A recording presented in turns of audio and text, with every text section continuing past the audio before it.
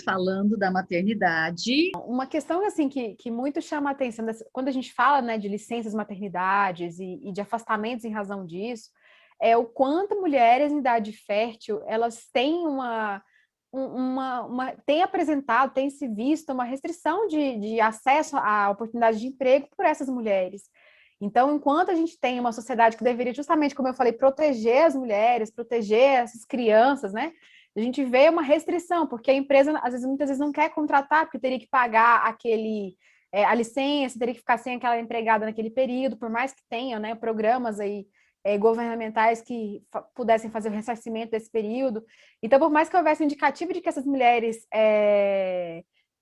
se mantivessem, necessitassem também desse trabalho, mas há uma expectativa das empresas de que há uma queda na produtividade, e isso é uma questão que a gente tem que ficar atento, né? A gente fala das pesquisadoras aqui, que às vezes podem passar a colocar no Lattes, mas e quem está no mercado de trabalho também tem vivido alguns outros preconceitos, discriminações mesmo, por essa questão de simplesmente estar numa idade fértil.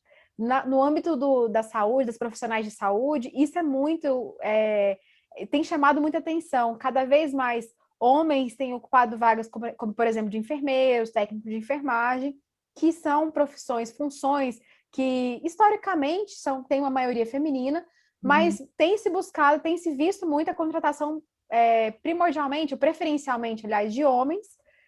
Claro que ainda se predomina porque há uma formação maior de mulheres nessas funções, mas há uma preferência, tem se observado, de homens justamente por causa disso, por não serem considerados potenciais pessoas a se afastarem, a sofrerem uma licença ou perderem a produtividade em função disso. Exatamente. Mas isso é uma questão que me chama muita atenção, sabe? E você está certa. Muitas vezes a gente percebe, quando eu não tinha filhos, né? A primeira pergunta é: você é casado? Sou casada, né? Você já tem filhos? Não, não tenho filhos, né? Aí eu já via que, tipo assim, a canetinha descia para o próximo, né? Para o próximo quadradinho, né? Ou seja, eu já tinha sido ali provavelmente desclassificada, né?